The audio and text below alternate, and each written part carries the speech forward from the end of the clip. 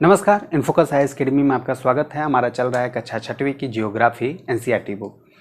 हमने एक नए अध्याय को प्रारंभ किया है जिसका नाम है अक्षांश एवं देशांतर। अक्षांश के बारे में हमने जान लिया है। हमारा इसमें टॉपिक चल रहा था पृथ्वी के ताप कटिबंध। इसमें हमने उष्ण कटिबंध के बारे में जान लिया। आइए हम एक नए टॉपिक के बारे में जानने का प्रयास करते हैं इसी के अंतर्गत, यानी पृथ्वी के ताप कटिबंध के अंतर्गत ही। हमने देखा था कि हमारा कहता है पृथ्वी के ताप कटिबंध में कि उत्तरी गोलार्ध में कर्क रेखा एवं उत्तर ध्रुव वृत्त तथा दक्षिणी गोलार्ध में मकर रेखा एवं दक्षिण ध्रुव वृत्त के बीच वाले क्षेत्र का तापमान मध्यम रहता है। आइए हम फिगर के माध्यम से समझने का प्रयास करते हैं। देखिए, कहता है उत्तरी गोलार्ध यानी एक ग्लोब हो गया। चलिए मान लिए हम नए ग्लोब पर देखते हैं। एक ग्लोब हो गया, इसमें कहता है कि हमारा कर्क रेखा कहाँ है भाई? कर्क रेखा तथा उत्तर ध्रुव वृत्त, ठीक है। दक्षिणी गोलार्ध में चलते हैं। दक्षिणी गोलार्ध में कहता है कि दक्षिणी ध्रुव वृत्त तथा मकर रेखा के बीच के क्षेत्र को हम क्या कहते हैं? शीतोष्ण कटिबंध। क्या कहते हैं? शीतोष्ण कटिबंध, ठीक है। क्या कहते हैं हम इन बीच के क्षेत्रों को? शीतोष्ण कटिबंध। यहाँ पे क्लियर हुआ, यह साउथ हो गया, ये नॉर्थ हो गया, यानी उत्तरी शीतोष्ण कटिबंध हो गया या दक्षिणी शीतोष्ण कटिबंध हो गया। कितने आसान शब्दों में हमें समझा रहे हैं एनसीईआरटी। चलिए हम फिर से देख लेते हैं। हमें कह रहा है कि उत्तरी गोलार्ध में कर्क रेखा एवं उत्तरी ध्रुव वृत्त, उत्तरी गोलार्ध में कर्क रेखा एवं उत्तरी ध्रुव वृत्त तथा दक्षिणी गोलार्ध में मकर रेखा एवं दक्षिणी ध्रुव वृत्त। दक्षिणी गोलार्ध की बात करें तो दक्षिणी गोलार्ध में मकर रेखा एवं दक्षिणी ध्रुव वृत्त के बीच की दूरी की बात कर रहा है। इसमें जो है बीच के क्षेत्र को हम क्या कहते हैं? शीतोष्ण कटिबंध कहते हैं। इसका तापमान की बात करें तो यहाँ पे तापमान इन क्षेत्रों के बीच में मध्यम रहता है। क्या रहता है? मध्यम रहता है। इसको हम कर्क रेखा कहते हैं, इसको हम मकर रेखा कहते हैं, इसको हम दक्षिणी ध्रुव वृत्त कहते हैं, इसको हम दक्षिणी ध्रुव कहते हैं, इसको हम उत्तरी ध्रुव वृत्त कहते हैं, इसको हम उत्तरी ध्रुवस कहते हैं। यानी कितने आसान शब्दों में हमने समझ लिया। अब अगला पॉइंट क्या कहता है? एनसीईआरटी कहता है कि उत्तरी गोलार्ध में उत्तर ध्रुव वृत्त एवं उत्तरी ध्रुव तथा दक्षिणी गोलार्ध में दक्षिण ध्रुव वृत्त एवं दक्षिणी ध्रुव वृत्त के बीच के क्षेत्र में ठंड बहुत पड़ता है। आइए इसको भी हम फिगर के माध्यम से समझते हैं। देखिए क्या कह रहा है, बहुत ही आसान शब्दों में हम समझते हैं। कहना क्या चाहता है कि यह कह रहा है कि यह जो है हमारा उत्तरी गोलार्ध में की बात करें अगर, तो उत्तरी ध्रुव वृत्त, चलिए बना लेते हैं उत्तरी ध्रुव वृत्त, उत्तरी ध्रुव एवं उत्तरी ध्रुव। चलिए यह उत्तरी ध्रुव है, सबको पता है, तथा यह उत्तरी ध्रुव वृत्त है, यह सबको पता है। अब दक्षिणी गोलार्ध में हम देखते हैं कि दक्षिणी ध्रुव वृत्त एवं दक्षिणी ध्रुव वृत्त एवं दक्षिणी ध्रुव वृत्त के बारे में बात कर रहा है। अब हम इसमें देखते हैं कहता क्या है कि इन दोनों क्षेत्रों में ठंड जो है बहुत अधिक पड़ता है। जैसा कि अभी हमने इससे पहले देखा कि हमारा जो उत्तरी गोलार्ध वाला था और दक्षिणी गोलार्ध में मकर रेखा दक्षिणी गोलार्ध तथा कर्क रेखा उत्तरी गोलार्ध वृत्त उत्तरी ध्रुव वृत्त जो है, इसके बीच में जो तापमान है यहाँ का वह बहुत ज़्यादा, न तो यहाँ पे ठंड पड़ती है न बहुत ज़्यादा गर्मी पड़ती है, मध्यम तापमान रहता है। तो उसी तरह से हमें यहाँ पे समझा रहा है कि यहाँ पे जो है तापमान अत्यधिक ठंडी पड़ती है, ठीक है। यानी उत्तरी ध्रुव वृत्त तथा उत्तरी ध्रुव के मध्य वाले जो क्षेत्र हैं वहाँ पे तापमान का जो बात करें तो तापमान में यहाँ पे ठंड बहुत अधिक पड़ता रहता है। इस वजह से यहाँ पे हम क्या कहते हैं? इसको शीत कटिबंधी। क्या कहते हैं इस क्षेत्र को? इस क्षेत्र को हम कहते हैं शीत कटिबंधी। क्या कहते हैं? शीत कटिबंधीय। अब इसी क्षेत्र को हम क्या कहेंगे? यह भी शीत कटिबंधीय क्षेत्र है, लेकिन यह साउथ में है या नॉर्थ में है, यानी इसको हम कहेंगे उत्तरी शीत कटिबंधीय क्षेत्र तथा दक्षिणी शीत कटिबंधीय क्षेत्र। यहाँ तक क्लियर हो गया होगा। अब नेक्स्ट टॉपिक है देशांतर क्या है। हम देखते हैं कि हमें समझाने का प्रयास करता है कि प्रशांत महासागर में स्थित एक टोंगा द्वीप है। क्या है? प्रशांत महासागर में स्थित एक टोंगा द्वीप है। आइए हम इसको भी फिगर के माध्यम से समझते हैं। कहता है कि प्रशांत महासागर में स्थित एक टोंगा द्वीप है तथा हिंद महासागर में स्थित एक मॉरिशस द्वीप है। इन दोनों को बता रहा है एनसीईआरटी कि एक ही अक्ष पे स्थित हैं और 20 अंश दक्षिण में स्थित हैं। चलिए हम देखते हैं फिगर के माध्यम से। कह रहा है कि प्रशांत महासागर में एक टोंगा द्वीप है तथा हिंद महासागर में एक मॉरिशस द्वीप है। ठीक है, इन दोनों को हम देख रहे हैं कि एक ही अक्षांश पे बता रहा है, एक ही अक्षांश पे लेकिन दक्षिण में। जैसा कि यह विषुवत हो गया, तो हम नीचे चलेंगे तो सब जानते हैं दक्षिण है, ऊपर चलेंगे तो उत्तर है। हम देखते हैं कि एक ही अक्षांश पे है। अब इसे हम जानने के लिए क्या करेंगे? वही एनसीईआरटी बता रहा है कि इसका सही मान ज्ञात करने के लिए, उसकी सही स्थिति जानने के लिए यह पता करना होगा कि उत्तर ध्रुव को दक्षिण ध्रुव से जोड़ने वाली रेखा कौन सी है। देखिए, हम देखते हैं कि उत्तर ध्रुव को जोड़ने वाली रेखा के बारे में यह जानने का प्रयास करेगा।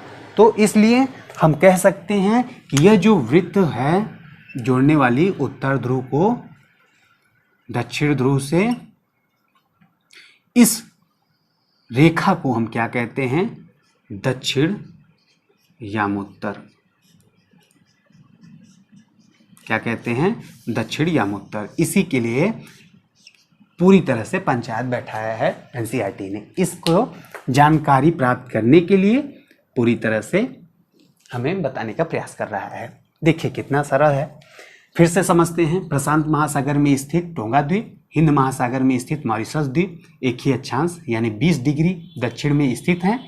उनकी सही स्थिति जानने के लिए यह पता करना होगा कि उत्तर ध्रुव को दक्षिण ध्रुव से जोड़ने वाली संदर्भ रेखा पूर्व या पश्चिम की ओर इन स्थानों की दूरी कितनी है, तथा हम देखते हैं कि इन्हीं संदर्भ रेखाओं को देशांतरी यामोत्तर कहते हैं। वही जो हमने अभी जस्ट समझाया आपको। चलते हैं नेक्स्ट। इसमें आगे कहता है कि यह जो है यानी दक्षिणी यामोत्तर जो है हमारा, देशांतरी यामोत्तर जो है, इसको हम देशांतरी यामोत्तर बोलते हैं। आप लोग याद रखिएगा। तो देशांतरी यामोत्तर जो है यह अर्धवृत्त है तथा उनके बीच की दूरी ध्रुवों की तरफ बढ़ने पर, कह रहा है हमारा एनसीईआरटी कि यह जो है देशांतरी यामोत्तर जो है यह अर्धवृत्त है तथा ध्रुवों की ओर बढ़ने पर यह इनकी जो है बढ़ने पर घटती जाती है। इनकी दूरियां ध्रुवों की ओर बढ़ने पर दूरियां घटती जाती हैं। यानी हम चलिए इसको भी फिगर की तरफ से समझते हैं। ये जो है हमारा कह रहा है यह अर्धवृत्त है। आप लोगों को पता है कि यह जो है हमारा इस तरह से लाइन ड्रॉ रहता है, जिसको हम ग्रिड कहते हैं एक तरह से। यानी एक तरह से ये जो है मिलते हैं जहाँ पे, वह अंत में शून्य मान हो जाता है। वहाँ पे क्या होता है? शून्य। यह देखिए क्या कहते हैं, यह अर्धवृत्त है तथा उनके बीच की दूरी ध्रुवों की ओर बढ़ने पर घटती जाती है।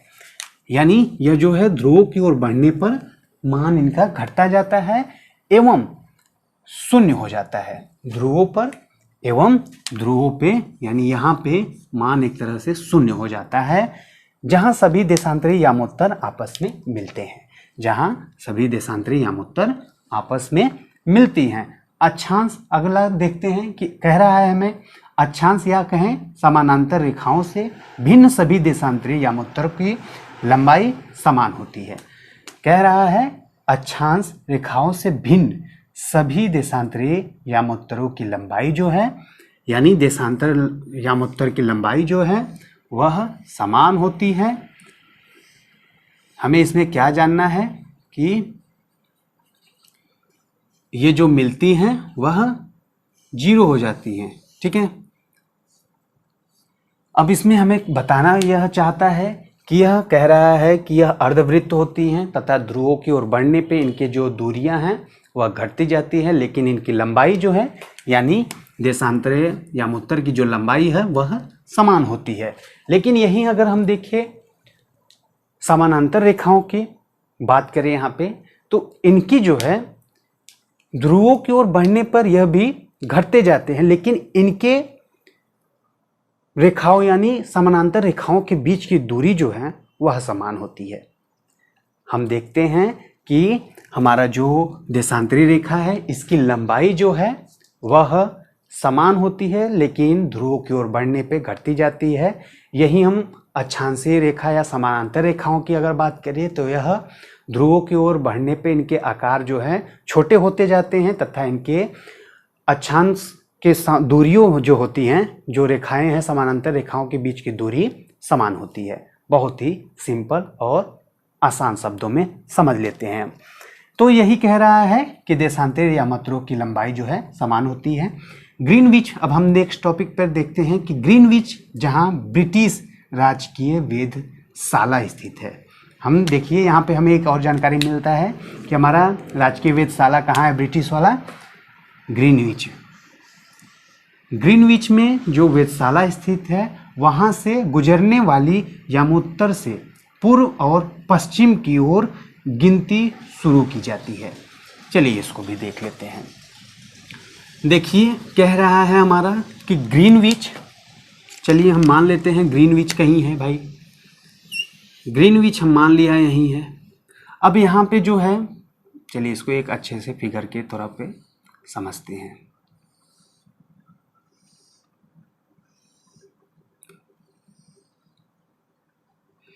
अगर हम देखें तो कुछ ऐसा बना रहता है।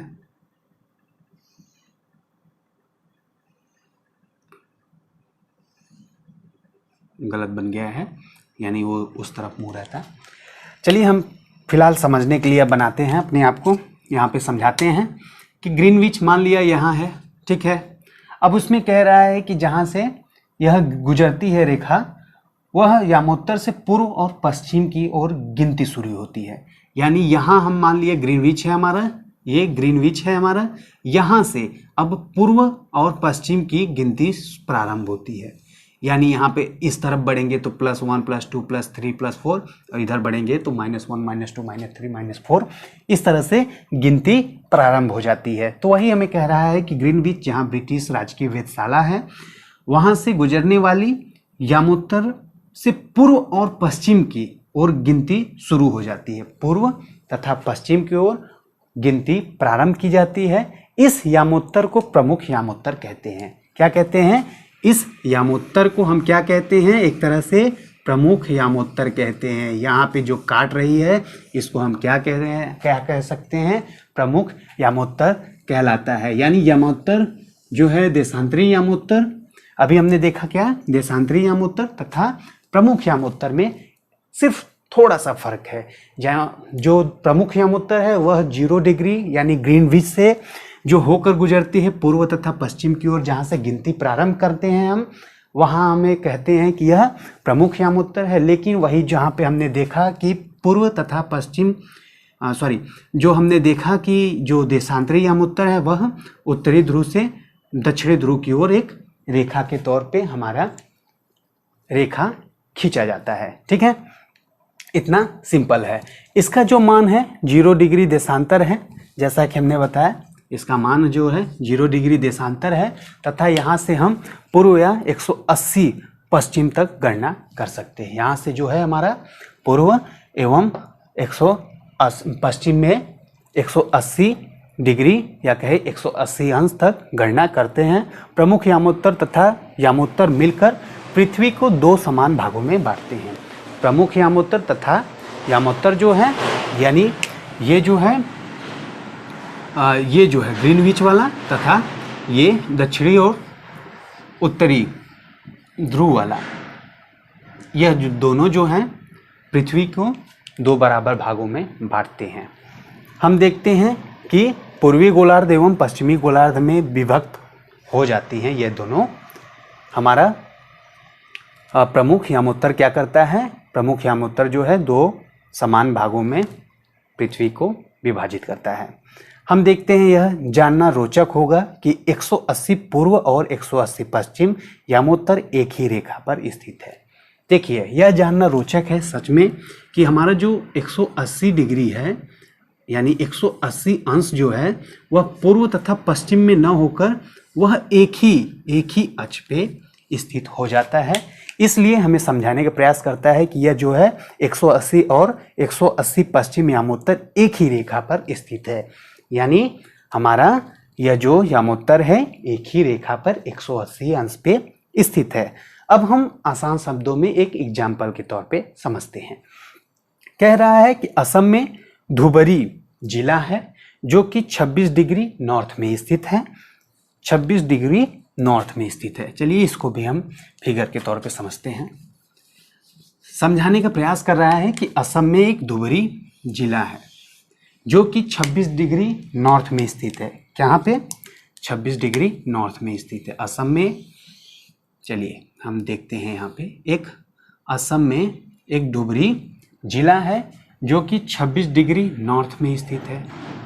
चलिए 26 डिग्री हम मान लिया कि यहीं कहीं पे होगा, 26 डिग्री नॉर्थ, ठीक है, 26 डिग्री नॉर्थ में स्थित है एवं 90 डिग्री पूर्वी देशांतर पर स्थित है। सॉरी इसको हम पूरी तरह से बोला नहीं। ये जो है 26 डिग्री नॉर्थ अक्षांश पे है तथा 90 डिग्री पूर्वी देशांतर पे स्थित है। पूर्वी देशांतर पे यानी पूर्व किधर होगा? इस तरफ। हमारा ये विषुवत जो हो गया पूर्व इस तरफ है, पूर्वी देशांतर, देशांतर का मतलब ये। अब जो ये काट रहा है, ठीक है, यानी ये जो एक बिंदु पे आएगा उस समय उस बिंदु को देखें तो वह एक काटती हुई रेखा जाती है, वहीं पे हमारा असम स्थित होगा, असम का धुबरी जिला स्थित होगा। समझ में आया? नहीं तो फिर से देखते हैं। कह रहा है हमें कि एक धुबरी नामक जिला है जो कि 26 डिग्री नॉर्थ में स्थित है, अक्षांश पे है और एक 90 डिग्री देशांतर रेखा है। यह दोनों एक दूसरे को आपस में काटती है और जहाँ पे एक दूसरे को आपस में काटती है वहीं पे धुबरी नामक जिला स्थित है असम का। ठीक है, बहुत ही सिंपल शब्दों में एनसीईआरटी ने हमें समझाया। अब हमारा जो टॉपिक स्टार्ट होगा वह देशांतर एवं समय के बारे में हम डिस्कस करेंगे। अगर आपको वीडियो अच्छा लगता है प्लीज़ सपोर्ट करिए। धन्यवाद।